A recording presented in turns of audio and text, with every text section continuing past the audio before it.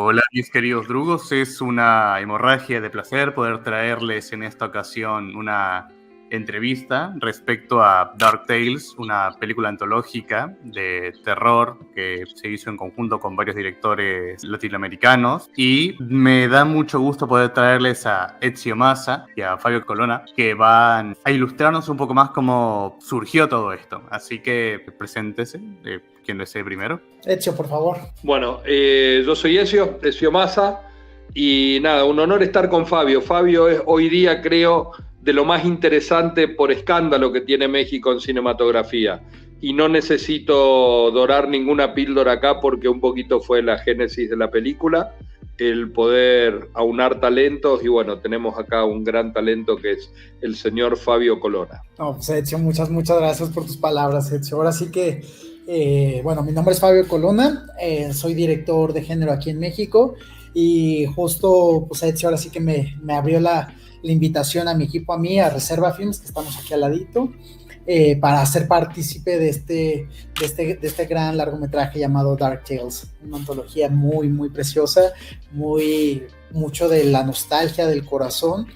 Y pues nada, pues ahora sí que muchas gracias, Ezio, por haber hecho esto posible, que sin ti Dark Tales no existiría. Agradecido, porque sin un Helmich no existiría Dark Tales tampoco. Vos sabés cómo fue la génesis, y un poquitito, Damián, esto se empezó a armar en función de un amor que tenemos por el cortometraje, por el cine. La verdad que fue dándose por todas las razones menos cinematográficas posibles, pero con mucho amor a la cinematografía. Y verdaderamente, no lo dice Fabio todavía, pero un Helmich, uno de los cortos que están en la película,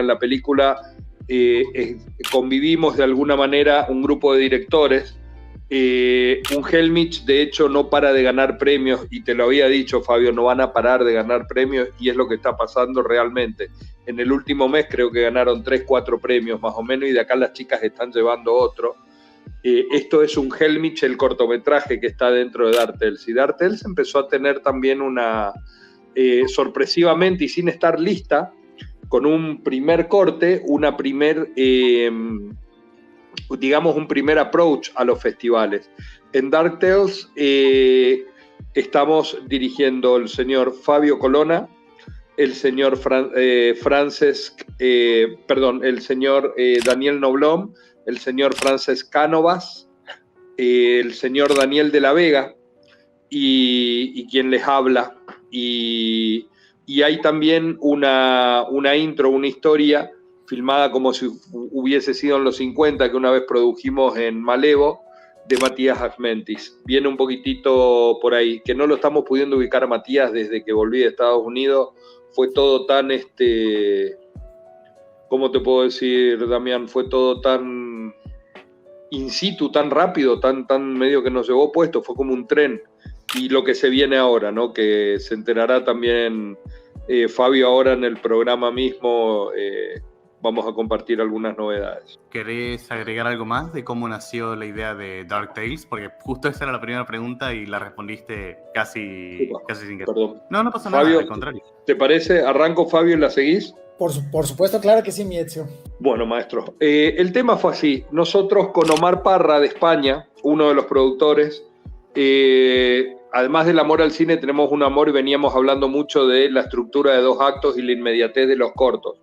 Para entender por qué muchas veces, aún en festivales como, como Sitges, o festivales muy importantes, tarde o temprano nos tira más a veces ver cortos que ver largometrajes. Y Daniel de la Vega comparte esa misma afición, al igual que Omar, y empezamos a pasarnos cortos. Omar en su momento, le hablo de la terraza, ve la terraza, le gusta. Yo veía complicada la terraza poder rescatarla, pues nunca realmente se había visto como cortometraje. Sí se había utilizado en Más allá del límite, y después un extracto de eso en 24 horas en la City. Pero como esto era algo para Estados Unidos, tenía un carácter de fresco todo esto. Yo le paso el de Daniel de la Vega a Omar. Omar nos pasa un Helmich. Así nos empezamos a pasar. Y eso se atravesó por una historia personal con un personaje muy icónico del cine de terror, que es Ron Milky, que trabajó en Martes 13, Salem Slot, y que anda siempre por ahí pululando en cuanto Comic Con y en cuanto evento hay permanentemente, junto con John Scanigan y Henry Manfredini, representando Martes 13. Y un poquito ahí nació la historia, porque queríamos de alguna manera estar un poquito a la altura de las circunstancias. La curaduría de los cortos, básicamente, cuando me pasan de España el de Daniel Noblón y el de Francesc Cánovas, cuando encontramos y admiradores absolutos nuevamente, un Helmich, y a su vez también ellos conocían y eran admiradores de La Última Cena de Daniel de la Vega, y a Omar le gustaba mucho La Terraza, que era un cortometraje mío. Nada, de alguna manera ese fue el embrión, y a partir de ahí formar una historia que de alguna manera embeba, esté como embebido, digo, no sé qué te pasa, Fabio, pero ¿te acordás el viejo esquema de las antologías que alguien te explicaba lo que ibas a ver y después te comentaba lo que viste? Digo, sí. Medio que ya se cayó eso un poco. Entonces la idea era buscar algo orgánico, y mamadera, Fabio, un desafío en la compaginación.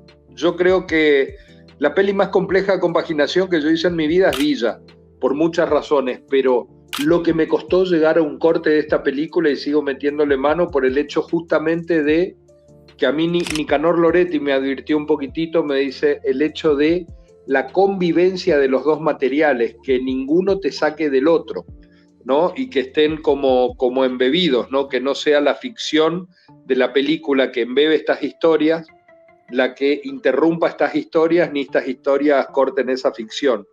Y en esa convivencia salió Darte. Bien. Y es que justo hay algo muy bonito acerca de las antologías, porque a final de cuentas, pues las antologías ayudan mucho. Como sabemos bien, han habido muchos casos de antologías que han sido muy exitosas y que ayudan sobre todo a la distribución de los proyectos, ¿no? Porque, pues justo, hacer una película pues conlleva mucho tiempo, conlleva mucho presupuesto. Entonces este formato de antologías ayuda muchísimo, y podemos recordar un buen, como, ¿cómo se llama? Crypt Tales, de Tales from the Crypt. Tales from the Crypt. Cuentos de la cripta. Exacto, sí. Justamente. Aquí en México hubo también un caso muy exitoso de antologías que se llama México Bárbaro. Sí, las antologías nos ayudan muchísimo, porque generan una comunidad, generan un formato donde se puedan mostrar los proyectos, donde se puedan mostrar diferentes talentos sin la necesidad de conllevar el presupuesto de una película, ¿no? Se juntan, pero también eso es el meollo, ¿no? Porque muchas veces las antologías pueden salir, o salen muy bien o salen muy mal, dependiendo de la curaduría. Sin embargo, en este caso, Ezio y Omar hicieron una excelente curaduría donde juntaron cortos, sobre todo una historia que hilara y que contara todo lo que justificara de por qué estaban de dónde venían estas otras historias.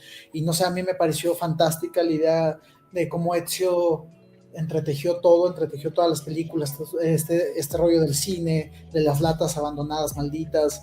Todo esto fue una manera tan genial de poder unificar esta película tan hermosa de Dark Tales. Bueno, muchas gracias, Fabio. Igual ahí hay un mérito enorme de Omar Parra, de Tártara Films, porque gran parte de la curaduría viene por parte de él. Las 3 películas que Omar acerca, pero fue una curaduría enorme, Fabio. Si yo te cuento las películas que descartamos, porque la premisa era muy difícil, buscábamos 3 cosas básicamente, fácil decirlo, ¿no? Después como no es soplar y hacer botella, pero buscábamos primero que no tengan diálogo, que sean atmosféricas, que tengan mucho clima. Segundo, una suerte de loop, de algo que vos lo vas a ver, pero es algo que que va a continuar, ¿no? Porque, y tercero, y esto no era nada fácil, que estén con el look y que den, o sea, en lo posible que sean en fílmico, elegantes, que no vayan por el lado en este caso en particular, del gore, digo, y que la verdad que no es muy difícil, porque pedirle a alguien en 16, no importaba si sea blanco y negro color, y con todas estas características, y fue tirarle a Omar un imposible, y Omar la verdad que la descosió. Hay cortos, Fabio, que descartamos, que te juro que ya te empiezan a tirar, viste, combustible o nafta para la próxima, viste, ya te da ganas ya de meterte en una secuela, te digo, porque se han descartado materiales muy, muy buenos y nada, yo creo que ahí hay un mérito enorme de Omar Parra. Enorme. Totalmente. No, pues ahora sí que ya hay material para la secuela, para Dark Tales 2. Y bueno, justo chicos, quiero decirles una sorpresa. Y ya sé que a Echo le gustan mucho las sorpresas. Justo se encuentra con nosotros Elena Push, la protagonista de Unhinged. ¡Wow! ¡École! ¡Qué grande! Una la entrevista, Elena. No me esperaba esto. ¡Qué grande, Elena! Por Hola. Dios, qué rostro, qué ojos, qué expresión. Muy buena actuación, la verdad. Felicitaciones. Gracias. O sea, aquí está Ezio Massa, quien gestó todo Dark Tales, y está aquí Damián. Impresionante. Impresionante, Elena. Impresionante. La verdad que sí. Felicitaciones. Muy bien hecho. Muchas gracias. Un placer, Elena, tenerte. La verdad que un placer. Damián, ¿te acordás que habíamos hablado un poquito de la intensidad que tenía no solo cada una de las historias, en particular un Helmich? Elena, fue un tour de force, ¿no? Es estar ahí en situación y con la cámara deconstruyéndote. Sí, aparte, trabajar con Fabio es muy intenso. Para bien. Pero sí, fue muy inmersivo todo. O sea, sí, tuvimos muchos ensayos y fue un trabajo muy profundo. Elena se De preparó meses. 6 meses, 8 meses antes de la filmación. Fue cuando empezamos. Wow, es muy físico, es muy físico. Muy demandante, Es muy- sobre todo. Algo que yo admiro mucho justo es todo el mapa emocional que tiene el personaje de Elena. El arco, sí, el señor. arco, cómo vas, porque son emociones y además algo tan asombroso de Elena es que tiene esa capacidad de conectarse con estas emociones que son muy incómodas, que llegan a ser emociones muy fuertes, y Elena como una guerrera, ¡pum!, así se lanza. Exacto, totalmente. Sin preguntar nada, y sí, ahora sí que sin Elena jamás hubiera existido Unhinged. Ese era un papel que solo ella podía llevar a cabo, y gracias a eso existe Dark Tales y justo todo esto. Entonces sí, el mérito principal es para Elena. Bueno, hombre, pues es que Fabio es muy buen guía, o sea, sí, esto que digo de la intensidad es porque él se compromete mucho con sus actores y el trabajo fue como, pues sí, meses, poquito a poco, ¿no? Abordándolo desde imágenes, pinturas, música, como muy profundo el trabajo, y pues de la mano de Fabio, ya en el set nos comunicábamos por telepatía, real. Era, me daba una piedra y yo ya entendía la dirección. Qué grande, qué linda esa comunión, qué linda esa sinergia. Sí. Qué lindo, ¿no, Damián? Y aparte que encararlo desde un lugar tan conceptual, ¿no? Que eso está bueno. Uh-huh. Ahora, Elena, qué increíble, Damián, ¿te acordás que habíamos hablado de cuando había terminado la película, esa charla tan linda que tuvimos? Una cosa que a mí me impresionó de Elena es pasar de la vulnerabilidad a la fuerza, del miedo, del horror absoluto al ir a enfrentarlo. O sea, lo que decía Fabio, y una cosa muy difícil en la escena del espejo, realmente con algo tan simple, más allá de la apuesta, el recurso y el arte, el momento en el cual te mirás en el reflejo, te empezás a mover y la coreografía empieza a descolgarse y de golpe hay algo del otro. Hay algo con los ojos que en las 4 funciones que pude ver, sobre todo en Sitges pude espiar un poquito mejor. Teníamos ahí una sala a reventar y estaban en puff y eso, entonces me permitía ver las expresiones, cómo la gente conectaba con eso. Perdón, Fabio. Me mandé, pues, está bárbaro tener a Elena con nosotros. No, sí, es que justo, pues, o sea, todo el trabajo, o sea, justo, Elena te comunica, ni hizo falta que dijera ni una sola palabra, toda su comunicación estaba en los ojos, todo lo que te transmitía, entonces, pues fue, pues justo un gran honor poder trabajar con Elena. Ya habíamos trabajado previamente antes en un proyecto, pero este sí fue un proyecto de, pues, con un matrimonio muy intenso, donde justo, pues como dice Elena, ya fue tanto la conexión y la mímesis que hubo entre nosotros que pudimos pues comunicarnos ya o sea, sin palabras, con pura telepatía.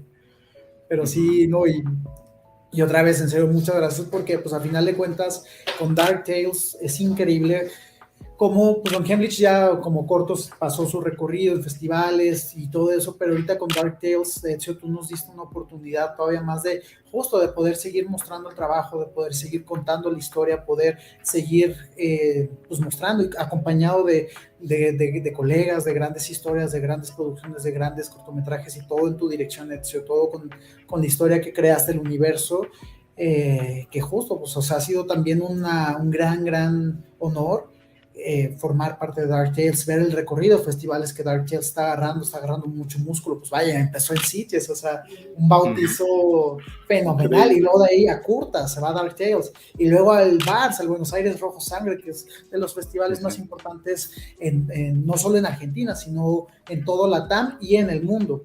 Entonces, Ezio, eso es como justo el trabajo que estás haciendo con Dark Tales es brutal, desde cómo concebiste la idea. Yo me acuerdo mucho que nos decías, es que yo ya tengo el ojo caliente, ya quiero filmar, ya pónganme una cámara, ¿sí? Estaba desesperado. Estuve filmando hace 2 semanas, ¿eh? Hay un nuevo comienzo en Dark Tales, no sé si ya los pillaste o no. No, todavía no, eso suena bien, ¿eh? No, sigue, se vio en el Barça y nada, bueno, el que lo vio acá es Damián, sí. Que estuvo presente. Qué gigante la pantalla, Damián, donde se proyectó, ¿no? Yo me había olvidado que estaba ese cine tan grande ahí en el Barça. Hermosísimo, la verdad. La verdad que es un muy bello cine. Porque además de... Perdón. No, que además de ser de 400 butacas, la pantalla en sí panorámica abarca mucho más que el cine, tiene una distribución extraña. Era una pantalla gigante, Fabio, yo estaba horrorizado, digo, van a saltar acá, cualquier cosa puede saltar acá. Vi los videos que mandaste, sí, estaba en una sala gigantesca, yo nada más veía los videos que me iba mandando, era como, o sea, qué chingón que ahí se va a proyectar, o sea, Dark Tales, El Abismo, todos estos cortos tan chingones y sobre todo, otra vez lo mismo, o sea, hacer antologías no es cualquier cosa, porque puede haber una antología que parezca como como decimos en México, de chile, pozole y demás, o sea, que es como un Frankenstein de diferentes índoles. Sin embargo, la manera y el formato en el que tú construiste la historia, el universo, la película, es tan original y tan justificada que engloba lo que es todo un concepto, y eso requiere un nivel de maestría muy grande, y de verdad, qué chingón, de hecho, que lo lograste.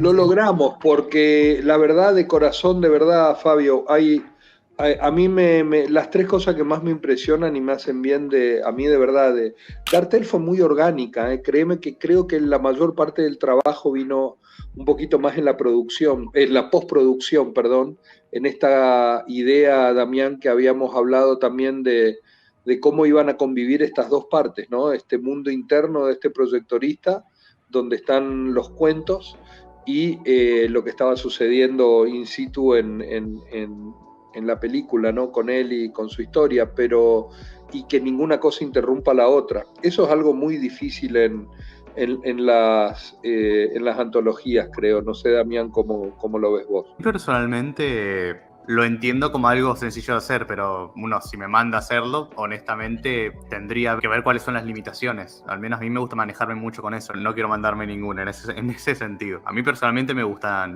mucho las películas antológicas, así que encantado, la verdad. Y volviendo un poco a las preguntas sobre cómo surgieron estas ideas, una pregunta para Fabio. ¿Cómo nació un Hemlich y cuáles fueron tus inspiraciones para darle forma? Bueno, la idea base, o sea, a final de cuentas, justo las historias, las narrativas, creemos mucho que vienen como de otro plano, que son como espíritus, o sea, no hay nada, realmente nosotros no creamos algo nuevo, simplemente encontramos, y así pasa en la música, pasa en la fotografía, en la pintura, las ideas convergen en un plano casi espiritual, o sea, son como fantasmas, y igual con los personajes cuando se interpretan.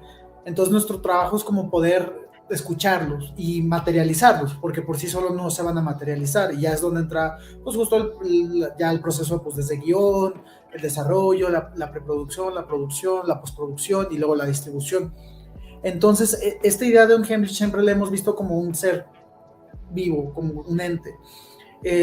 La primera vez que pude contactar con la idea fue en una pesadilla, donde justo estaba como esta onda de que había, era como un lugar con un pasillo infinito y como de una chica que se quedaba atrapada como en una realidad y no había nadie, pero había algo que le estaba atormentando.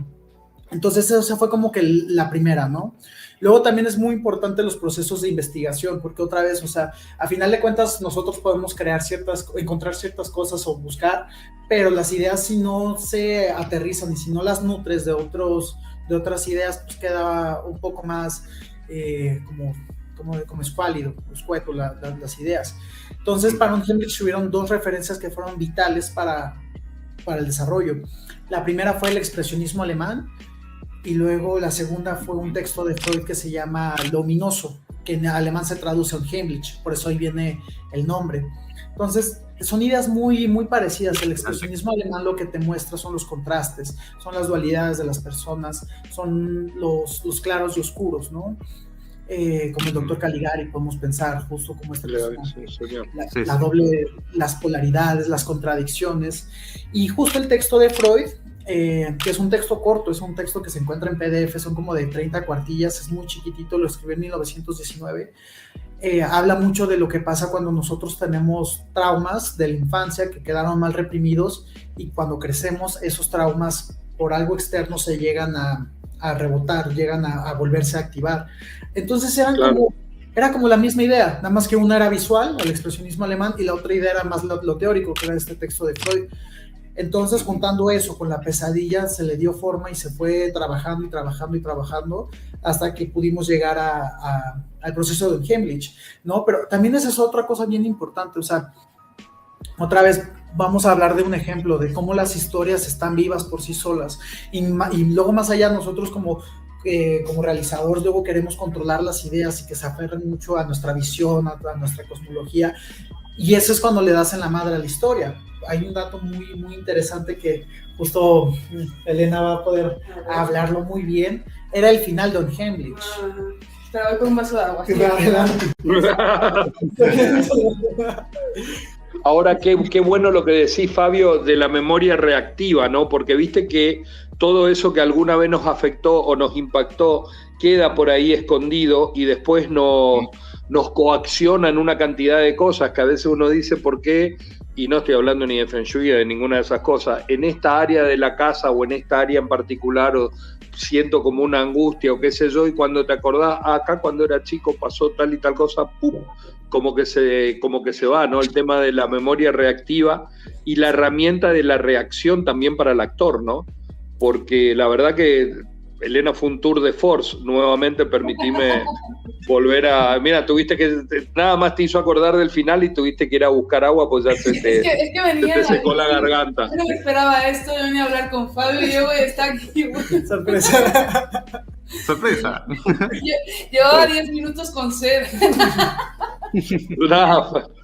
Pero de verdad que tour de force y qué capacidad de componer, de dejarte llevar, como dice Fabio, y la verdad que qué buen trabajo, Elena, de verdad, permitime felicitarte ahora que te conozco, de verdad. Gracias. Igual, felicidades también. Elena, ¿te gustaría también que te comparta alguna pregunta o cómo te sentís?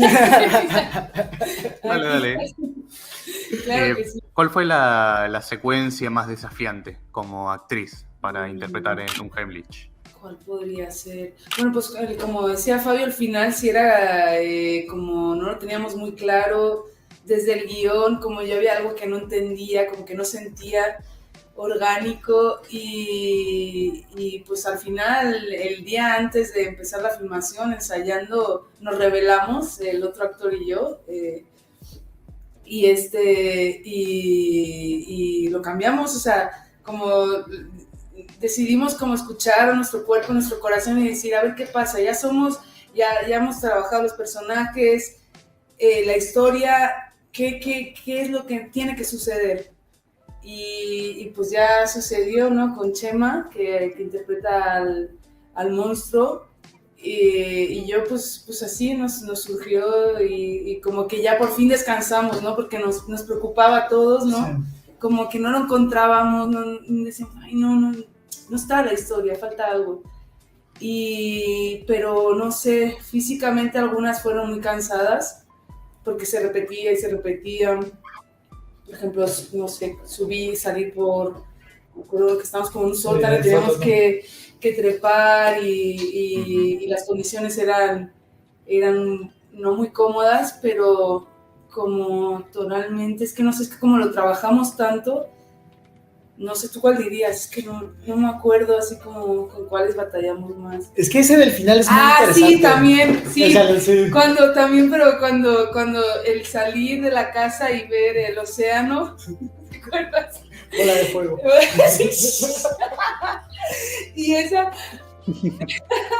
pues era como una imagen muy fuerte. Claro, ahora lo veo lo veo ya editado y digo, wow, o sea, si yo hubiera visto esa imagen, podría haber reaccionado, pero pues yo salía y estaba ahí todo el mundo, ¿no? El catering, o sea, no era nada. Durante el climático. Mencionar esa imagen de, imagínate, salir de tu casa y que estés en un océano negro, o sea, pues entonces con Fabio tuvimos un taller de danza butó previo para trabajar como el expresionismo y esta corporalidad más alejada, ¿no? A lo cotidiano.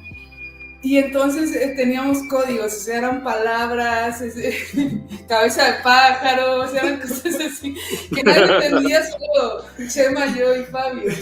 Y entonces me acuerdo que me dio una dirección para eso en ese momento, que no lo habíamos ensayado, ¿no? Y yo luego lo vi, esto me enojé y dije, ¡no! ¿Por qué me dijiste eso? Mira, te estaba haciendo reaccionar. Sí, y luego pues sí lo vi, que pues claro, ¿no? Como, pues es que claro, es diferente, o sea, estoy acostumbrada a lo mejor a una actuación más realista y este nivel de actuación pues requiere a veces uno como actor le da miedo porque siente que está exagerando, sobreactuando, ¿no? Pero pues era una historia sin diálogos y aparte en un código de terror y expresionista, entonces sí teníamos que agrandar mucho todo, ¿no? Toda la gestión. Se podía permitir un poco más la teatralidad, sí. Ajá. Pero una se siente insegura, ¿no? Una vez lo está haciendo y luego si aparte comete el error a veces de verlo, ¿no? Y de así de, ¡no! ¡Hagámoslo otra vez! Sí, es súper incómodo, es como, ¡oh, no! Pero sí, pues no me acuerdo bien, todas fueron un reto, ¿no? Pero como habíamos trabajado previamente, ya en el set fue mucho más tranquilo, ¿no? O sea, como más... Ya sabíamos el dibujo que teníamos que hacer, ¿no? Okay. Elena, Perfecto. ¿tuviste oportunidad de ver la película ya o no todavía? No la he visto todavía. Genial, contenete por favor y espera el último corte, porque acá la verdad, el nivel... Fabio tiene dos cosas que yo admiro mucho y ya me siento, te juro, parte de reserva porque por acá andan Arantxa y Regina, ¿no? Y Rejas. El tema es, hay tres cosas que motorizan para mí reserva que son muy importantes. En primer lugar, el talento enorme y la capacidad de trabajo que tienen. En segundo lugar, la humildad. La humildad, cuando hay humildad no hay techo. Y en tercer lugar, la prepotencia de trabajo. No paran un segundo, ni allá ni acá, y no hay manera, digo, es un cóctel que... Y aparte la sabiduría con la que abordan, fíjate que el tiempo que lleva, y ustedes ya lo ven claro, digo, más allá de que por ahí no haya tanta diferencia de edad, pero... sí, a mí me pasa de que yo hice mi primer peli a los 21 años y la estrené en cines y qué sé yo, y hacía publicidad a los 19, entonces empecé de muy chiquito. Entonces hay como un trayecto, digamos, que por ahí no es tan simétrico en función de otra gente que tiene mi edad, digamos, que está en los, no sé, late 40, ponele, o ya inclusive entrando a los 50, lo que fuere, pero... tiene que ver con el tiempo que te lleva a aprender algo muy simple que Fabio lo manifiesta con mucha naturalidad, que es cuando la película te empieza a hablar y cuando vos no la vas a encorsetar en lo que vos querés hacer con la película, sino que vas a dejar que te atraviese y vas a fluir con la película. Creo que viene por ahí, Fabio, ¿no? Porque es muy claro y es algo que tienen en común los cortos. El de Frances Cánovas, que es El Abismo, la del hombre que se empieza a obsesionar y que encima es muy COVID eso, a mí me hizo acordar mucho a... Perdón, no existía el COVID cuando Frances hizo esa película, ni cuando yo hice Alter Ego, y lo que trabajamos en aquel momento con Dylan Walsh era el tema de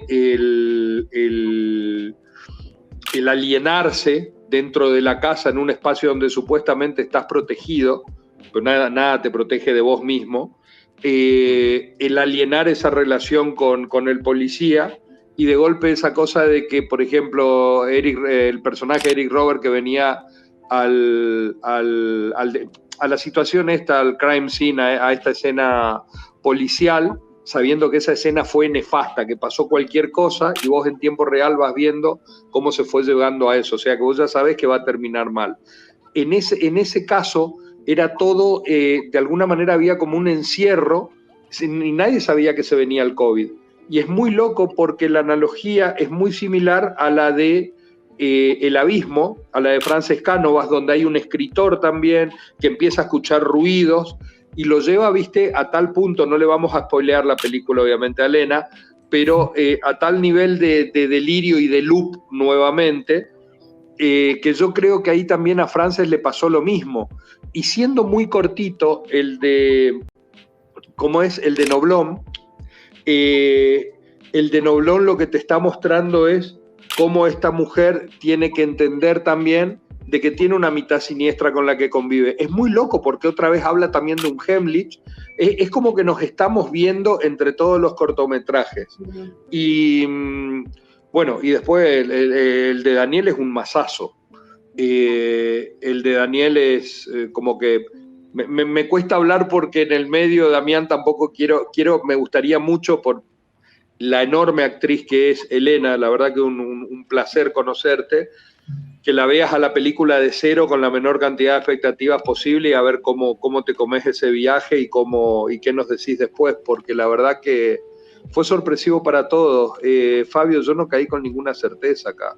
Esta película salió nuevamente, te digo, por el lugar menos cinematográfico posible. Bueno, vos conocés un poquito mi historia. Yo me estaba muriendo y de golpe la madre de mi hijo, que es 15 años menor que yo, nos habíamos separado en muy buenos términos, me dice, tengo una posibilidad en Estados Unidos. Y me lleva a mi hijo a Estados Unidos y yo autorizo, pues no, porque tiene una carrera, sabía que le iba a ir muy bien, y la posibilidad de que mi hijo estudie en Estados Unidos, ¿no? Y que tenga esa experiencia de vida. El tema es que yo no estaba preparado a estar alejado de mi hijo. Yo soy un típico papá soltero de manual. Paso 2-3 semanas sin ver a mi hijo y soy insoportable. Yo corté el cordón umbilical de mi hijo. Digo, soy muy, muy pegado y yo no estaba muy bien de salud. Entonces, cuando yo me mando para Estados Unidos, digamos, no es que caí con un plan ni nada, verdaderamente me mandé en un estado físico muy malo en aquel momento, vendí absolutamente todo lo que tenía, mi productora se llama Malevo, pero todo, hasta los equipos, yo he llegado a dormir con perdón, esto habla muy mal de mí, Elena, abrazado a cámaras, o sea, un enfermo absoluto. Y me despojé de todo para hacer esa peli. Y bueno, después vino el COVID, qué sé yo, y me sigo reinventando en Estados Unidos para estar cerca de mi hijo. Y cada tanto, bueno, viste, esta dualidad de venir para acá y eso. Y de alguna manera, Elías lo conoce a Ron Milky, mi hijo, por eso están los dos en la peli. Y con Ron yo vi algo que me pegó mucho, que fue un hombre, hay un edificio ahí en Nueva York, que es el Plaza. En ese edificio muy icónico porque están viejas glorias de Hollywood, que son viejitos, que tienen sus rutinas. Hay un diner que es donde Jerry Seinfeld y Larry David escribieron Seinfeld, porque justamente Larry David estaba con la mamá en ese edificio. Ahí lo conocimos a Ron. Y cuando vos te vas a la habitación de Ron, imagínate esto, Damián, toda él vive en un monoambiente, ¿no? Es un living es como un estudio apartment, un departamento estudio. Y está rodeado de recuerdos, ¿no?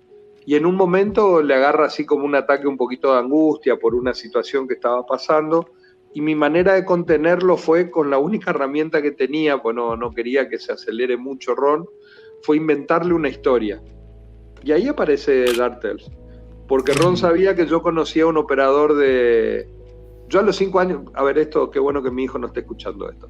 Yo a los 5 años yo me rateaba, decimos así en Argentina, me escapaba de la escuela y me iba al Cine Italia, me escondía en la catedral, esperaba que se vaya el inspector, que era como el enemigo, la némesis, y me metía a ver cualquiera sea la película que estén dando.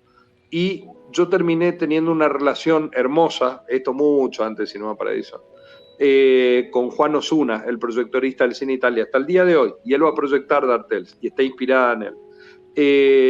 O sea, hay ahí un statement de alguna manera, porque Juan a mí me conoce de los 5 años, me conoció cuando tuve mi primera novia, me salvé en esa cabina de proyección cuando se armó una otra época de joven, peleas y esas estupideces. Y es el tipo que también me motivó para irme a estudiar cine y eso, pues yo pegaba con acetona en 35 milímetros de los 5 años, o sea, ya algo venía falladito.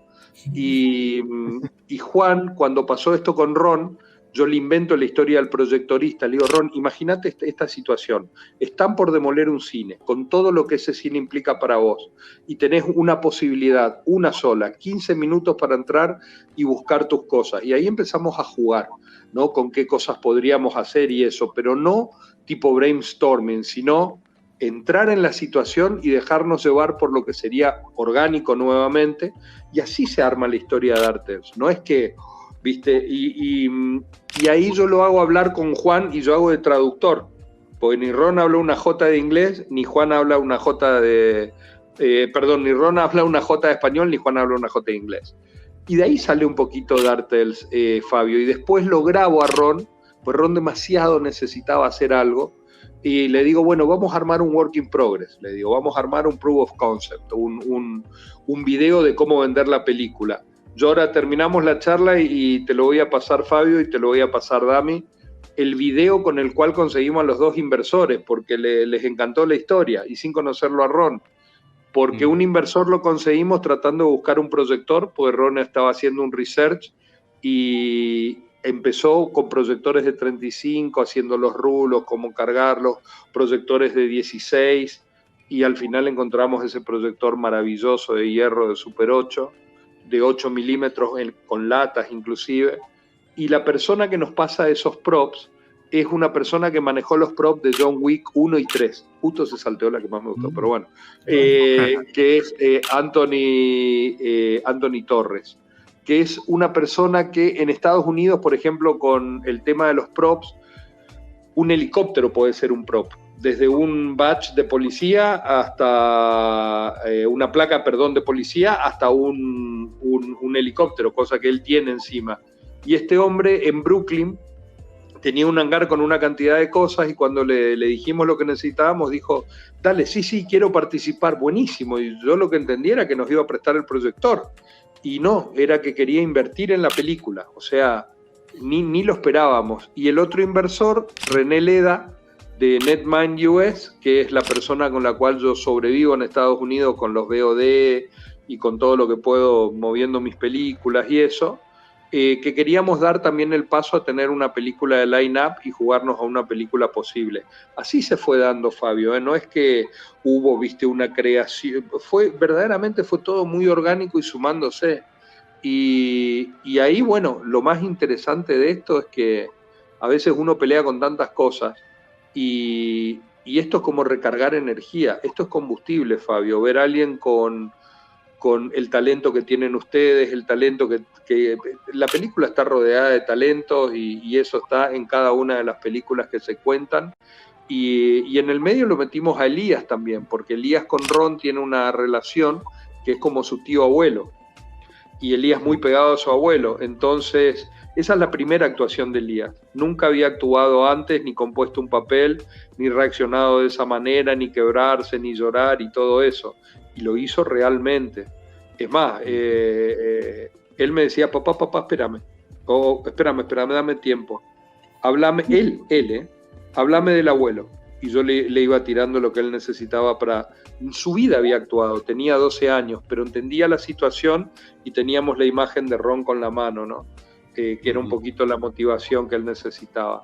Y así todo, así se fue dando todo, Fabio, y a mí hasta tampoco la película es un cadáver exquisito, pero la otra es que nunca habíamos ni siquiera, acá la gente, siempre, todos nos morimos por ir a Sitges.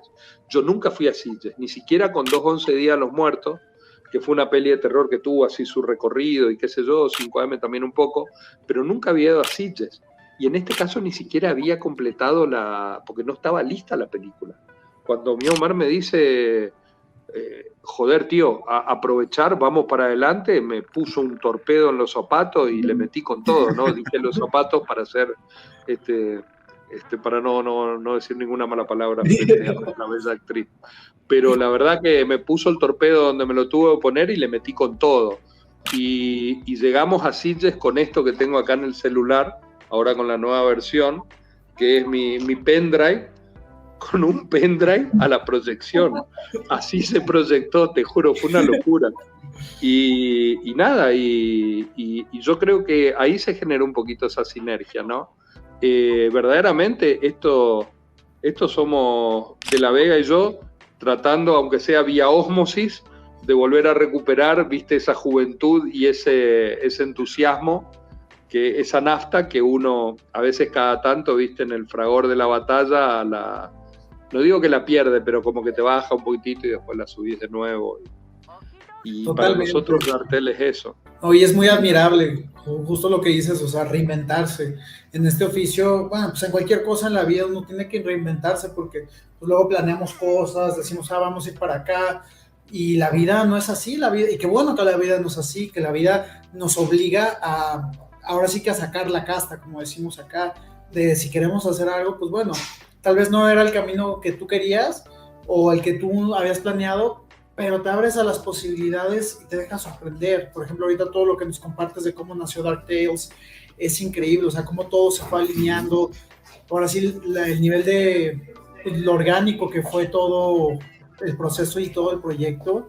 Y también, pues sí, y hablando de tu hijo, de verdad, qué talentazo, hasta así del póster sale gigantesco. Sí. Y pues ahora sí, es de tal palo, tal astilla, padre director, hijo actor. No, él es... Ojalá lo pueda, no, olvídate, la vara está muy alta, no, yo no, qué tal palo, tal astilla, yo, perdón, no me voy a poner a hablar de mi hijo porque soy baboso, soy un No. Pero no, fue todo, y aparte Ron en silencio, porque trabajamos mucho también con Ron de cómo íbamos a contar la película. Este hombre no tenía mucho para decir ni para... Ahora lo vas a ver más redondo con el nuevo comienzo, Fabio. Ahora te voy a pasar el inicio, y porque eran tomas que nos habían quedado. A ver, esto, Damián, mira, para nosotros verdaderamente, vamos a ser honestos con esto, hubiese sido una estupidez desaprovechar la posibilidad de arrancar con Sitges, porque aparte arrancás con Sitges y ¿a dónde vas después? Bueno, pero era bárbaro. Pero de cualquier manera también fue el mejor testeo que podíamos tener, hasta con una reseña, y con una sala a tope, llenísima. Entonces, este camino de estos 3 primeros festivales fueron de alguna manera como un calentamiento para ahora sí, el año que viene, con todo el equipo, empezar a planificar bien nuestro camino de festivales hacia la distribución. Y probablemente nos peguemos una sorpresa, que eso tenía ganas de comentar un poquitito, si me permitís, Damián, es que sí, la película en este momento estoy hablando porque podría ir a theatrical en toda Latinoamérica. Bien. Eso por un lado. Por otro lado, hay un par de... de algunas productoras de Estados Unidos medio que me contactaron y eso, que la quieren ver, y hasta Corea, o sea, se están como abriendo algunas puertas, vamos a ver qué va a ir saliendo de ahí. Igual yo no me apuro, Fabio, porque me parece que también estaría bueno empezar un recorrido de festivales, digo, también acordes a la película. Tenemos un animal diferente en el sentido de que es una película que no es una peli que va a ir por el impacto, el shock o el gore, pero sin embargo tiene, creo, un clima y tiene mucha intensidad cada una de las historias que se van contando, y hasta una cosita nostálgica que yo la fui entendiendo también a la peli con cada proyección. Y cada proyección, y esta última con esa pantalla gigante, pero terminó la película y lo agarré al pobre Nacho de Malevo y de M2I, Nachito, y le mandé una lista de de algunas cosas, pero ya son peinaditas nada más, porque el material ya lo tenemos y la peli empezó a caminar. Un poquitito es eso sería lo que está pasando, Damián. Justo que mencionas esto, ¿te gustaría acotar algo más respecto al cómo le fue el filme en Sitges, cómo viste la recepción en el Vars? Sí, en Sitges la verdad que fue todo nuevo para mí, pues es la primera vez que yo iba a Sitges. Bueno, Demi Fernando, Demián Rugni, éramos 4 argentinos los que estábamos, y uno en competencia que era Demián, que ganó Sitges Cuando acecha la maldad, con un peliculón. El tema es que Demián y Fernando estaban de un lado para el otro, entonces nos acompañó Tamae, que era la 4ª argentina que estaba ahí, Tamae Garategui, que es la directora de auxilio. Y ella, de alguna manera, me sirvió a mí para tener con Tamae nos conocemos hace mucho tiempo, una perspectiva de lo que estaba pasando. En Sitges pasa que en Sitges armaron, esto lo hablé después con Ángel Sala, que nos encontramos en un videoclub, armaron ahí, nos encontramos, o sea, un tipo que termina de cerrar un festival como Sitges se va a un videoclub a comprar películas, es tan freak como nosotros, un ángel, la verdad, como lo dice su nombre. Me ayudó a buscar una película para ver con mi vieja. Tengo ahí una copia en Blu-ray del Espejo Roto de Agatha Christie, que es difícil. El tema es que ahí en Sitges yo lo que entendí es que estábamos con un producto que no digo que sea una mosca blanca, ¿no? Porque en Sitges había de todo, pero en esta nueva sección, Sitges Family, buscó una película para teenagers, o sea, una película muy inclusiva en cuanto a que chicos de 12, 13, 14 años podrían ver la película sin ningún problema, no es una película bestia ni muy dura, y la verdad que fue una muy buena experiencia por la variedad de edades que habían en la sala, ¿no? Y el nivel de cómo se compenetraban todos y el nivel de nostalgia que arranca la película, que hasta nos está haciendo pensar en cambiar alguna cosa del final. No vamos a spoilearle nada a Elena, pero esa fue como una primera visión. El público fue respetuoso, muy callado. El final no es un final para que se paren a aplaudir algo, porque si no nos equivocamos en algo, pero hubo un aplauso sostenido, hasta tuvimos una buena reseña, y sí lo vieron como algo conocido, familiar, que es una antología, pero se nota que hay algo como en la estructura o algo como o fresco, novedoso, o yo la verdad que creo que tiene que ver con la intensidad de los cortos. Pontevedra fue otra cosa, porque en Pontevedra ya querían a la película para abrir el festival. Yo pensé que iba solamente a mostrar la película, pero el director es como que también es un amante del cine, como es Luis Rosales. Él ya, en mi caso, ya conocía mis películas anteriores, y en esta como que vio algo, obviamente algo nuevo, porque esta no es mi película, sino que es nuestra película. Y creo que le interesó al punto de que armaron unas charlas y me dice, Ezio, te vas a quedar mañana, porque pues yo ya volvía después de mostrar la película, porque me dice, hay unas charlas, va a estar Neil Marshall. Digo, qué bueno. Armé 3 charlas, Neil Marshall, Ruggero Deodato y vos. ¿Perdón? Yo pensé que era para ir a escuchar, no para ir a hablar, y menos con estos gigantes, ¿no? Y era porque de alguna manera él estaba como viendo mucho nuestro cine latinoamericano y apoya mucho nuestro cine latinoamericano. No era cosa chica haber venido de que un latinoamericano haya ganado Sitges. Ahora, el tema era que la sala ya era diferente, era como una vieja sala de pueblo, digamos, de esas antiguas, con mucho, no sé, yo tengo una cosa con esas salas, son como con mucha entidad, digamos, y ahí sí fue como una función más como de cine de pueblo, que fue una muy linda función. Lo de Sitges fue con unos puffs, una cosa así como muy, con cierto glamour si se quiere. Esto fue más tipo cine de pueblo. Y después de desembarcar en el Buenos Aires Rojo Sangre, ahí contanos vos, Damián, qué te pasó, porque yo la verdad que estábamos nosotros con Regina, pero estábamos más que nada sorprendidos por el tamaño de la pantalla.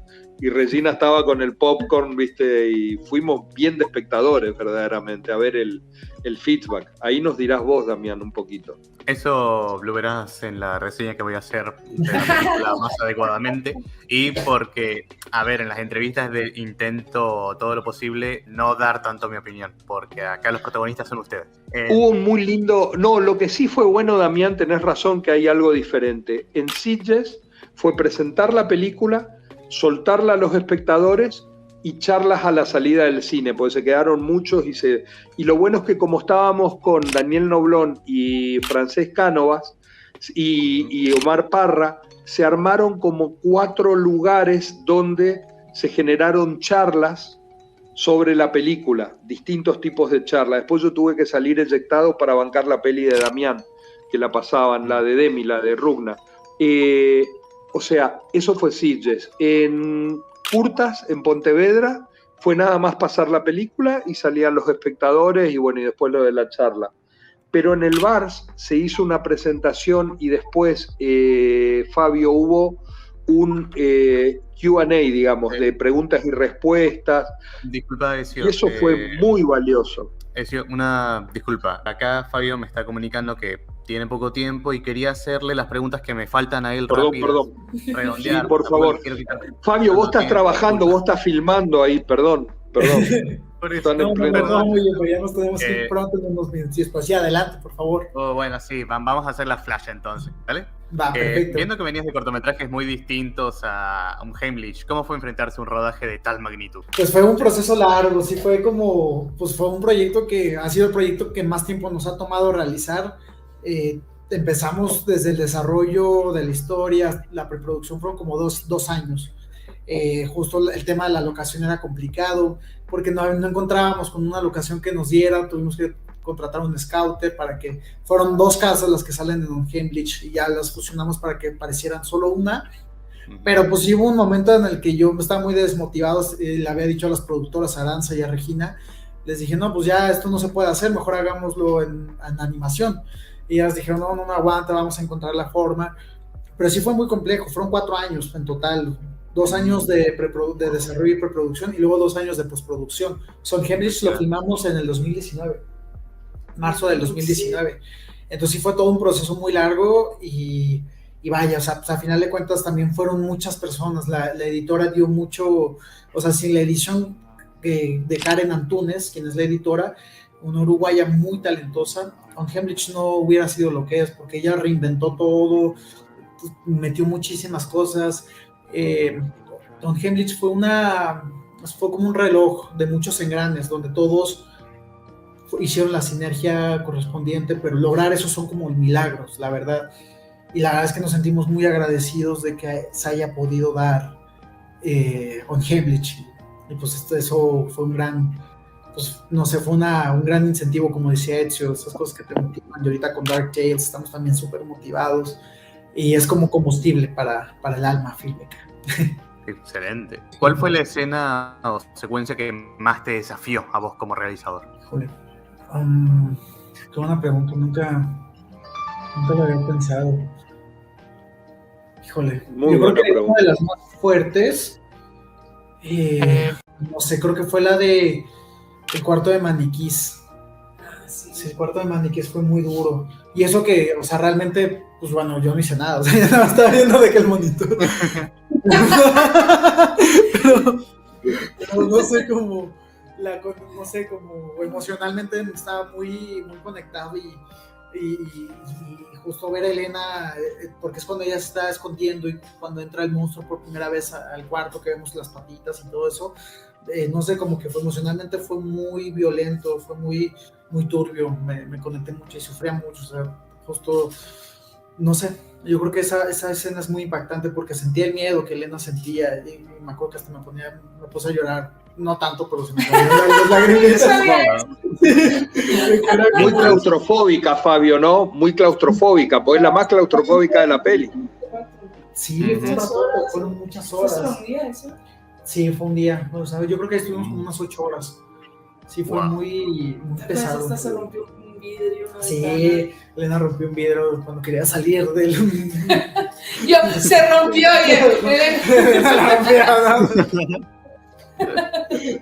Pues sí, yo creo que el cuarto de maniquís y al final también. ¿Tenés algún proyecto a futuro que quieras comunicar ahora? ¿Algo que quieras decir respecto a algún proyecto que tengas? Pues seguimos creando, seguimos echándole, seguimos escribiendo, seguimos desarrollando proyectos. Esto es como justo, pues de no parar, de seguirle dando.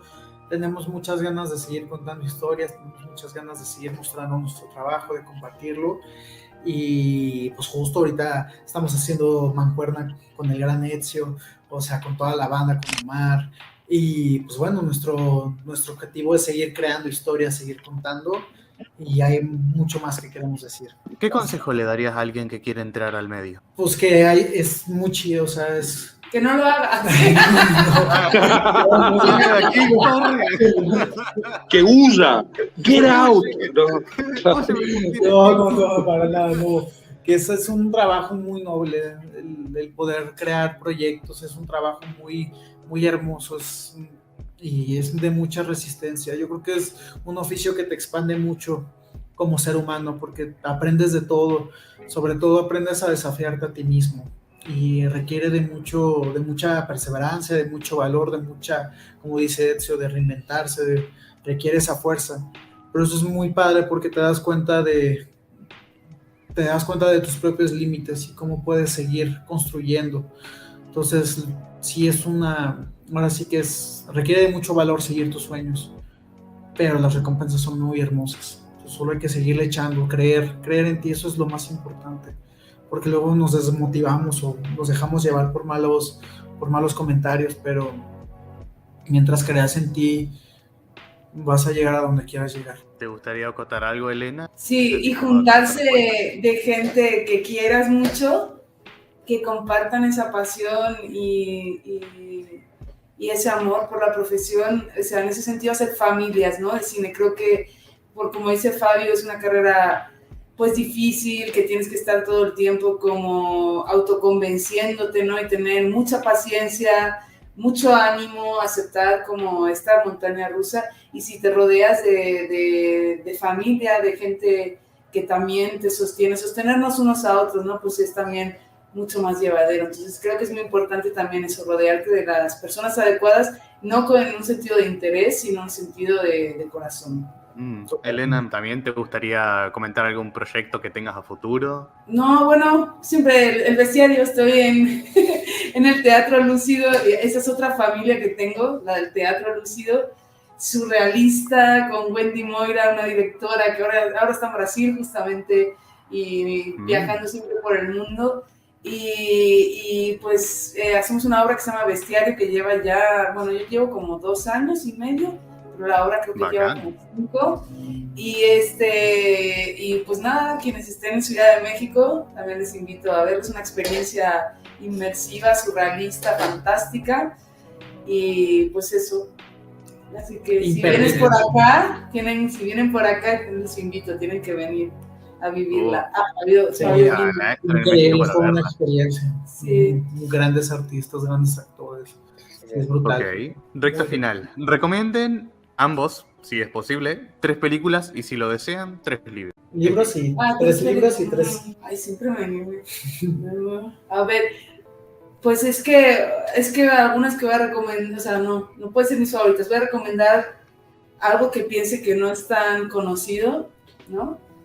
Bueno, empieza tú. El juicio es libre, así que adelante. Yo recomendaría El laberinto del fauno, definitivamente. También recomendaría la película de Canoa, de Felipe Casals, de los 70s. Y recomendaría también El vampiro. Ay, se nos fue Ezio. Sí, no les Uy. gustaron tus películas. No, No recomendé Fabio, películas. nada y se fue. Se nos fue Ezio. Y El vampiro, una película mexicana, que dato curioso, fue la segunda vez que en una película en todo el mundo vimos a un vampiro con colmillos. De los 50, 60, el vampiro es una chulada. Mis tres recomendaciones de libros, más que de libros, recomendaría 3 autores. Lovecraft, definitivamente. Junjito es imperdible, Junjito es una chulada, artista manga. Y recomendaría, ¿a quién sería? ¿Cuál era el nombre, perdón Fabio, cuál era el nombre del segundo? Después de Lovecraft. Junjito. Junjito, wow, lo voy a buscar de una. Increíble, artista manga, genial. Excelente mangaka. Sí, y por último Bram Stoker. Esos serían mis 3 autores favoritos. Ok. A ver, películas. Perfecto. Bueno, de las últimas que he visto que así me encantaron, El Triángulo de la Tristeza. Súper recomendable, es de las pelis que más me ha gustado que he visto así últimamente. Una película creo que es de los 70s que se llama Delicias Turcas, que es de Paul Verhoeven antes de hacerse mainstream. Sí, Esa señor. peli como que la vi hace muchos años y me... Con Jeroen Krabbe, gran película, sí señor. Que no es tan conocida, creo. Y qué gran película. Y no, o sea, y hay la peli que más he visto en mi vida, y ahorita hace mucho que no la veo porque la veía de niña y no sé si ahora me gustaría porque seguro tiene tintes machistas, pero esta peli se llamó Con faldas de a lo loco, es A Lot Like It Hot, que es de Billy Wilder con Marilyn Monroe. Esa creo que es de las pelis por las que yo me empecé a fascinar como por este mundo. No sé por qué me obsesioné y cada día con 6, 7 años cuando regresaba de la escuela así ponía VHS de esa película y la veía una y otra vez. Entonces esa, creo que ahorita no sería de mis favoritas, pero es una peli así como que he visto. Jack Lemmon y Tony Curtis. Sí, grandes Sí, actores. peliculón. Es un peliculón, sí, pero Sí, querría sí, volverla a ver perfecto. ahora porque seguro que ahora tiene tintes políticamente incorrectos, no con muchos temas, pero grandes actuaciones y libros. Temporada de huracanes, que ahora además está la película de Lisa Miller en Netflix y en salas de cine, la recomiendo mucho también. Gran amiga, gran cineasta. Y la novela de Fernanda Melchor, cuando la leí así me voló la cabeza, o sea, podía oler las páginas. Y las 2 últimas así que he leído que me han gustado mucho, también de autoras femeninas, Casas Vacías y Perras de Reserva, que Perras de Reserva es como varios relatos, cuentos que algunos se entrelazan, de historias sobre mujeres, y esas son mis recomendaciones. Perfecto. Ahora la llave que los liberará. ¿Algunas palabras al público que deseen dar? Ay, no, pues muchas gracias muchas gracias, Damián, por la invitación, muchas gracias, Ezio, por la invitación a Dark Tales, muchas gracias por abrir este espacio, muchas gracias a la audiencia por haberse quedado a escuchar la entrevista. Pues a final de cuentas el cine lo hacemos en comunidad, el cine se hace en raíces, se hace en redes y pues nada, el chiste es seguir cooperando. A final de cuentas somos cadenas y estamos aquí para apoyarnos y para apoyar a los que vienen creciendo, los que están abajo, y poco a poco así se van haciendo cadenas hasta que sea toda una red muy fuerte. Fabio, México es un ejemplo en eso, ustedes son un ejemplo de solidaridad, de engranaje a la hora de trabajar. Yo lo estoy aprendiendo y lo estoy transitando, estoy muy agradecido. Y aparte también la experiencia, esta no es la primera antología en la que están trabajando, ustedes están en 2 antologías muy importantes donde trabajaron con Gigi, Saúl Guerrero, que es también un ícono muy importante dentro del cine de género de terror en México, conocida como La Muñeca del Terror. Sí. Hicieron 2 películas, hicieron VHS 85 ahora, hace poco, que Damián conoce muy bien, y anteriormente Satanic Hispanic, ambas antologías también, que produjeron ustedes la historia de ella con Reserva, ¿no? Así es.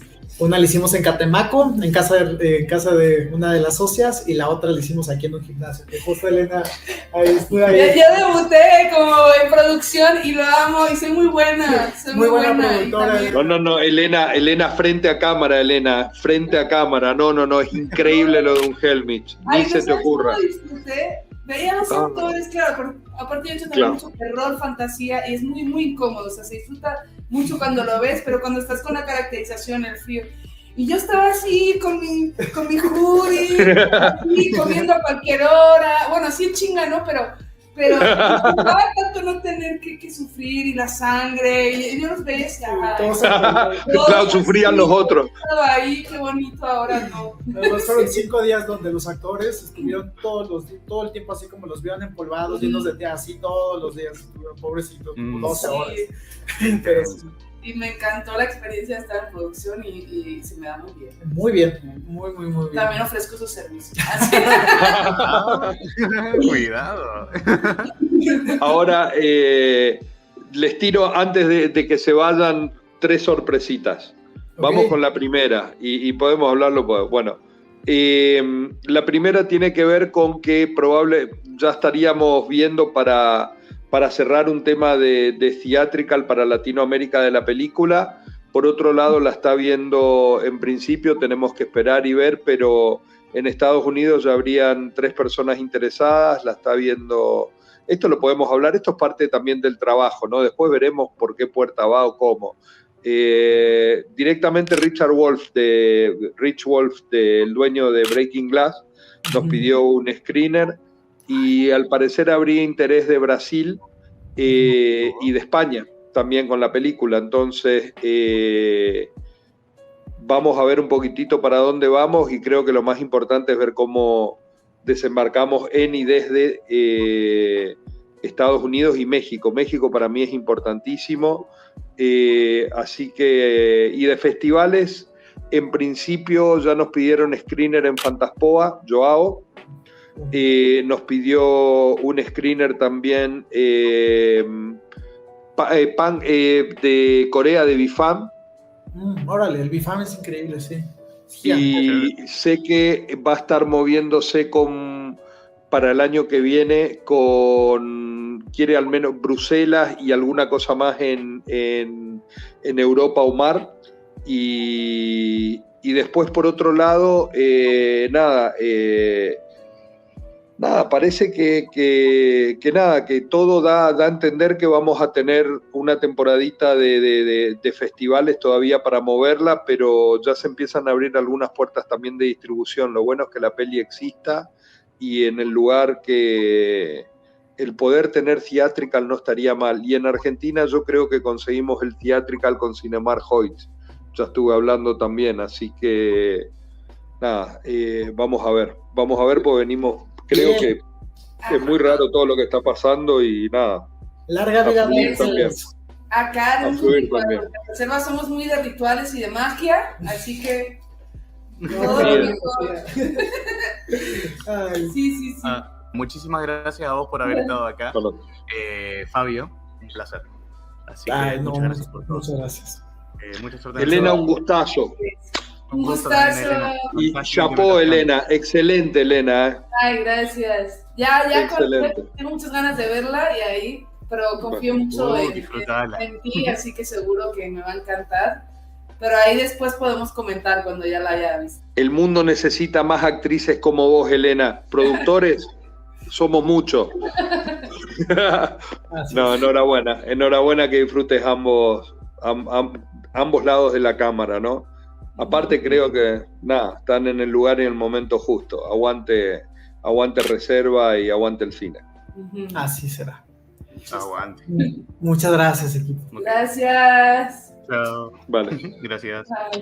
Hasta luego, nos vemos. Si te sirve, una cosa que te quería comentar es que la reseña que tengamos tuya y que podamos y que nos autorices a utilizar, la vamos a poner junto con reseña de Sitges, y va a afectar a la película y se va a mover junto con la película. Pues la verdad que la evolución que me hiciste, yo me acuerdo perfecto, eso que hablamos al lado de la escalera al salir del cine, y si nos autorizás sería genial, porque aparte es una manera de visibilizar también tu espacio, la reseña y todo. Y en lo que podamos colaborar, sabés que contás con nosotros, de verdad. La verdad que a mí me encantaría. Yo quiero dejar en claro igual que en mi reseña yo pongo tanto lo bueno como lo malo. Entonces, o lo que yo considero ambivalente. Entonces, no quiero tampoco darle la falsa ilusión de que va a ser, es una obra maestra, 10 de 10. Perdón, no estamos frente. Yo hace años que no veo una obra maestra y ni por asomo creo que nos hayamos acercado a eso, ni pretendo, ni busco eso. No, tranquilo, por favor. Qué claro, mejor que ayudarnos a ver y a través de tu perspectiva qué hicimos. De verdad, será un placer y una posibilidad de crecer y también poder entender un poquito más de lo que hicimos, el poder leer tu reseña desde ya. Desde ya agradecido, Damián, desde ya agradecido. Sí, Fabio estaba filmando, no paran de trabajar en esa productora, es una cosa increíble. Impresionante, la verdad. Y muy probablemente vean una entrevista a las señoritas de la producción próximamente, véanlo. Y retomando con Dark Tales, quiero retomar algo que dijiste, que era de que tu segmento para el metraje está basado en uno de tus largometrajes. ¿Cómo fue volver a ese material después de tanto tiempo? Wow, otra muy buena pregunta. Fue todo un tema, porque yo lo sentía como un material muy remanido y verdaderamente fueron dos colegas que me hicieron dar cuenta de que era un material bastante fresco. Primero, porque era la primera vez que se iba a mostrar en Estados Unidos. La película es una película en inglés y pensada para ese mercado.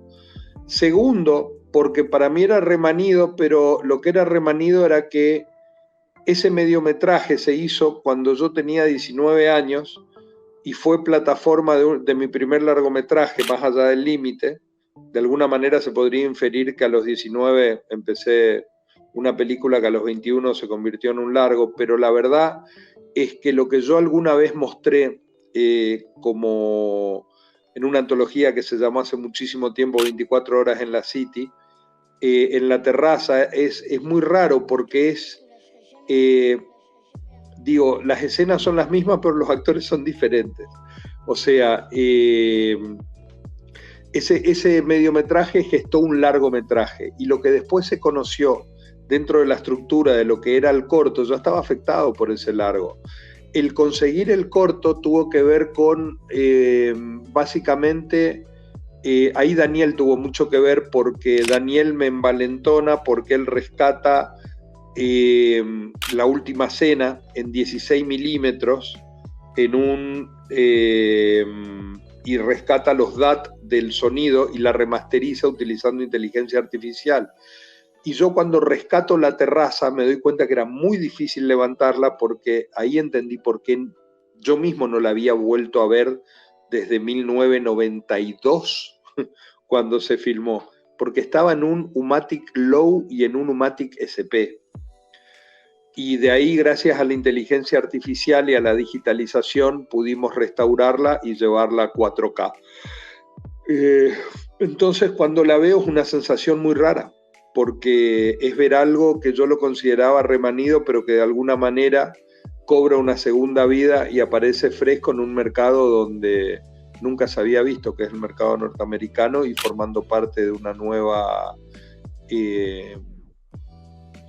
película, no una antología, es como una nueva vida, un segundo aire. Qué interesante el recorrido que tuvo que pasar ese cortometraje para llegar a donde está. Retomando que habías mencionado que trabajaste con Joel Milky, reconocido por Return to Salem Slot, Viernes 13 y demás obras, ¿cómo fue trabajar con él y qué más podrías acotar respecto a lo que habías mencionado? Y fue un placer. Ron tiene la particularidad de grandes actores, sobre todo que vienen de esa época de oro de Hollywood, que una vez que se meten en la película tienen tanto nivel de realismo que es también seguirlo, observarlo y guiarlo. Más que nada el trabajo tenía que ver con contenerlo. Él es una persona de una edad avanzada, haciendo de una persona de una edad todavía más avanzada, y fue un laburo muy, muy palmo a palmo y mano a mano, ¿no? Porque jugábamos mucho con los silencios del personaje y el lenguaje físico y sobre todo la mirada, muy importante la mirada de él. Y por otro lado, esa sería la visión micro. La visión macro, una vez que uno podía tomar alguna distancia y perspectiva de lo que estaba haciendo, tenía que ver con mirar y admirar a un actor que estaba hablando de algo que él de alguna manera también conoce, que tiene que ver con estar en el otoño-invierno de la vida de alguna manera, y que tiene que ver con su amor al cine, ¿no? Entonces, claro. la verdad que fue hermosa la experiencia, y es muy lindo cuando encontrás un actor que llena la cámara y que narra en silencio de la manera que él lo hace. ¿Te gustaría agregar algo respecto a la expectativa de futuro de la película? Además de eso, habías dicho en reiteradas ocasiones que esto tiene también planes de ser una saga. Además de la expectativa de futuro de esta película, ¿cómo ves el panorama para una próxima secuela? El futuro de la película creo que tiene que ver con que recién ahora va a dar su primer paso. Fue muy importante haber estado en Sitges, ni que hablar, fue un paso importante, pero fue inesperado, la película no estaba lista. Fuimos a Sitges con un primer corto y tuvimos la fortuna de que la película gustó, pero también en ese feedback nos guió sobre las cosas. Fue como un testeo de lujo que tuvo en estos 3 primeros festivales, que vinieron uno al lado del otro: octubre, noviembre y diciembre. Septiembre, octubre y noviembre, que fueron Sitges, Curtas y el Buenos Aires Rojo Sangre. Lo que sigue en la película es un camino ya prearmado, un poquito más diseñado, digamos, de festivales. Por suerte la película llama la atención y nos están invitando de varios festivales. Un desembarco, probablemente en algún tipo de distribución, seguramente plataformas, streaming, VOD, algún que otro theatrical esperamos, y ese sería el embrión para poder continuar esta experiencia, porque la verdad que por cómo está empezando y a dónde nos va llevando, está como yendo a buen puerto. Y hay algo en la estructura de lo que hicimos que nos deja con un poquito de ganas de continuar. Hay mucho que tiene que ver con una saga y con que haya un poquito más de Dark Tales, ¿no? Por ahora está en estas 3 etapas. Festivales, a partir del año que viene, ya tener un recorrido, un camino armado de festivales y para de alguna manera aterrizar en la distribución, y siempre la distribución es el germen de la siguiente, ¿no? Ok, acá entramos con una pregunta que muchos se hacen. ¿Qué consejo le darías a alguien para entrar a este mundillo, a este medio? En primer lugar, que juegue, que se equivoque, que haga.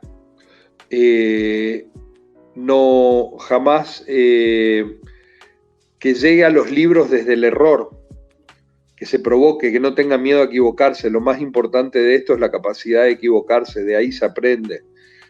Si uno solamente se encierra en el libro y en la teoría, termina siendo casi un ejercicio masturbatorio. El cine es oficio y es jugarse a narrar y a contar. Y este es el mejor momento, el momento en el cual uno, cuando está empezando, a alguien que está empezando, que haga y que se equivoque, y que el error lo lleve al libro, que lo que aprenda. Si el error te lleva al libro, lo que lees no se te olvida, y si lo podés poner en práctica, lo vas aprendiendo. Esto es una profesión donde el oficio y el hacer de alguna manera te lleva a construir un camino y a crecer, ¿no? Y aparte, si está en vos y es algo que, cuando algo está en vos, no es algo que vos lo puedas controlar, domar, o lo que podés es contener un poquitito, pero cuando uno tiene la necesidad de expresarse, de contar algo y de filmar, lo que tiene que hacer es filmar y no tener miedo a equivocarse. Esta carrera, como muchas otras, se construye y se cimienta desde los errores. Muy peligroso sería no equivocarse nunca, porque creo que habría hasta miedo de seguir adelante, porque diría, la equivocación viene en cualquier momento. Y la verdad que la equivocación y la experimentación es oro, porque es lo que te forja de alguna manera, creo, como realizador. Esto, a la hora de la verdad, es es un oficio, ¿no? Y como todo oficio se aprende donde más aprendes es de los errores. Los aciertos son un mimo, pero los errores y también la adrenalina de buscar errores nuevos, ¿no?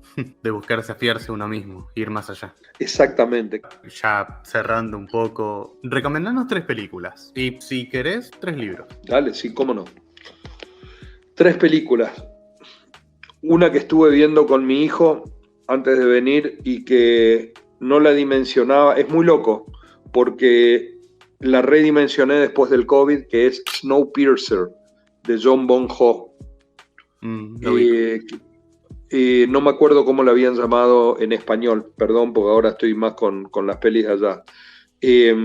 Snowpiercer sería una película de Jon Bong-ho. Eras una vez en el oeste. Sigue siendo una película para mí inigualable. No creo ni que El Ciudadano se le acerque. Y la cruzo mucho con la literatura. Me parece una película extremadamente borgiana. Eras una vez en el oeste, de Sergio Leone, con guión de Bernardo Bertolucci, Darío Argento y Sergio Leone, el propio Leone. Y es una peli para redescubrir, porque lejos de envejecer está intacta. Y se me llena el pecho de orgullo poder recomendar una película argentina que en este momento está teniendo un recorrido de terror enorme, que es Cuando acecha la maldad, When Evil Lurks, que creo que nos está dejando muy, muy bien parados. Esto lo digo en función de lo primero que siento. Y en cuanto a libros, yo empezaría, un cuento cortito, los cuentos cortos de Jorge Luis Borges, un tipo que de alguna manera tenía un universo tan maravilloso y tan fantástico como García Márquez, tan complejo como, la verdad que un autor inabarcable. Otro podría ser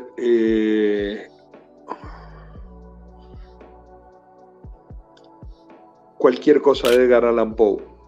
Poe es un tipo que te envuelve y te genera un clima y verdaderamente te hace sentir que estás soñando despierto a medida que vas pasando una página y otra del libro. Y el tercer libro, qué bueno, el tercer libro, no me preguntes por qué, pero más por los tiempos que corren ahora, y la analogía que tiene, El Círculo Matarese, de Robert Ludlum. Ok. Las imágenes están en pantalla, así que podrán investigarlos más, los que deseen, los que tengan curiosidad. Y hablando de curiosidad, algo que se me ocurrió recién es, ¿cómo es trabajar en Estados Unidos? Y en mi caso yo no fui a hacer algo muy diferente de lo que hacía en Argentina, porque no es que yo me fui a Estados Unidos porque un estudio me contrató, ni porque algún pope o porque tuve algún mecenas o alguien que me haya apoyado o dado una oportunidad, sino que verdaderamente fui a construirme una oportunidad.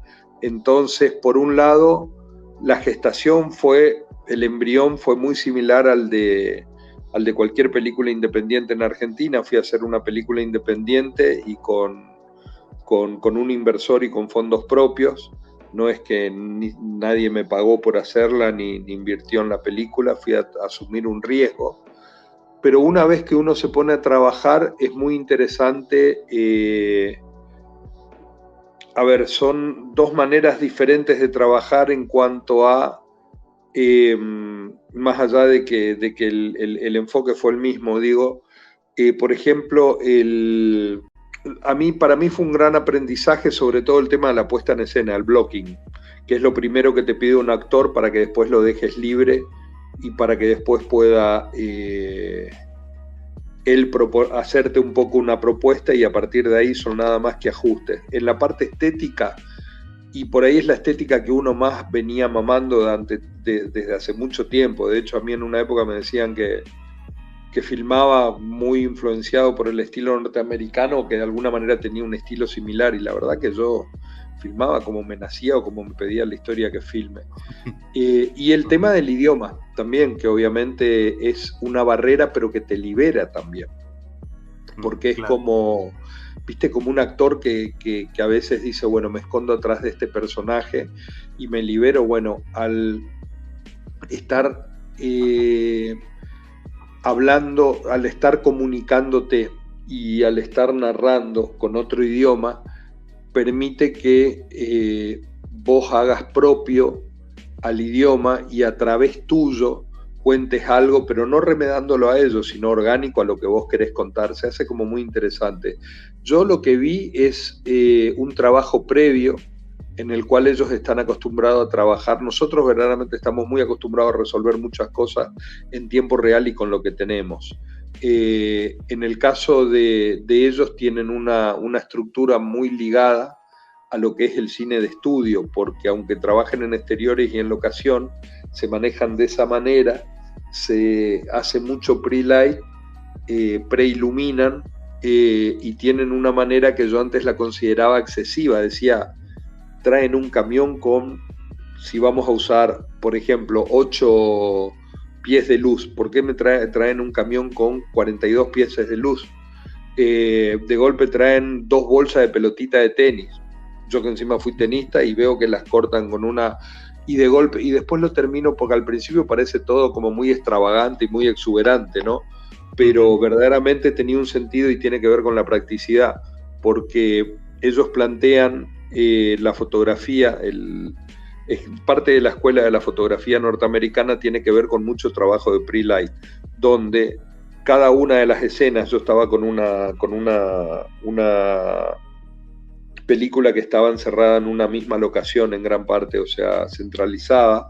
Entonces el director de fotografía lo que hacía era ya preparar la luz de un decorado, quitar las lámparas, pero dejar los pies de luces. O sea, lo que nosotros lo hacemos en un papel que sería la planta, él ya lo dejaba listo en el set y tomando las anotaciones de la angulación y todo lo que iba a hacer.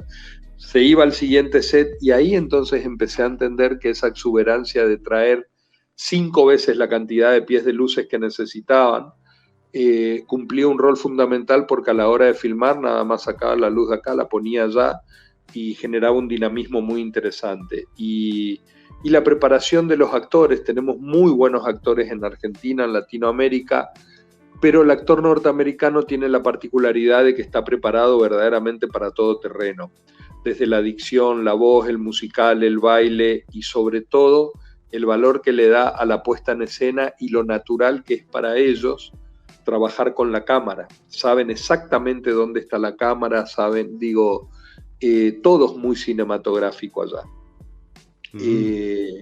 Te diría un poquito eso, y después también las cosas de cada uno, ¿no? A mí me toca en la primera película que hago en inglés tener a 2 íconos, de los cuales a uno lo admiro muchísimo y lo veía desde muy chiquitito, que es Eric Roberts, y un Dylan Walsh, que fue un descubrimiento.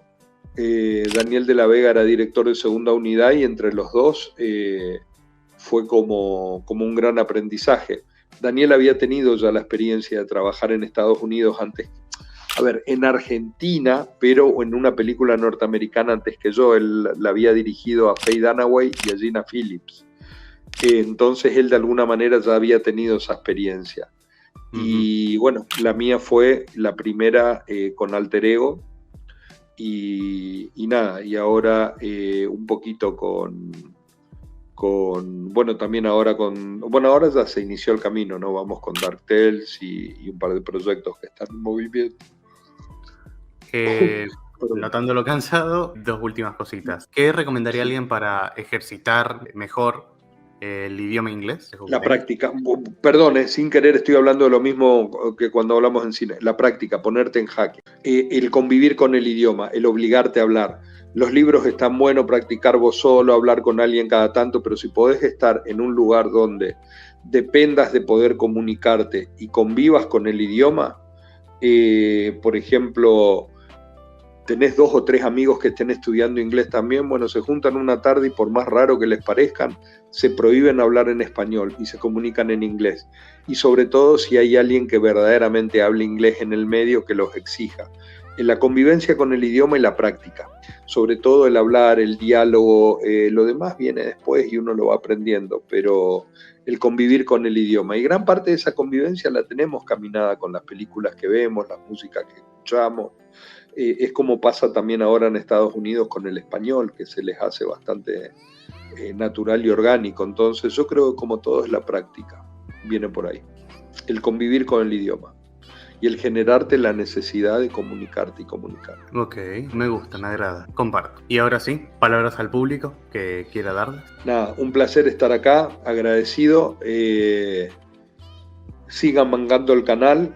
Créanme que es una oportunidad también para los que hacemos cine el poder dimensionar y tener una idea de lo que hacemos, porque por más seguros que parezcamos o por cantidad de películas que podamos tener o alguna que otra cosa que haya llamado la atención, tarde o temprano cada película es única y el último en entender lo que hizo muchas veces es el mismo autor, o en este caso, cuando uno escribe y dirige, estas son las experiencias y compagina también, que a uno lo ayudan a empezar a entender qué fue lo que estuvo haciendo. Ok, y sin más que decir, mis queridos drugos, muchas gracias por ver y hasta la próxima.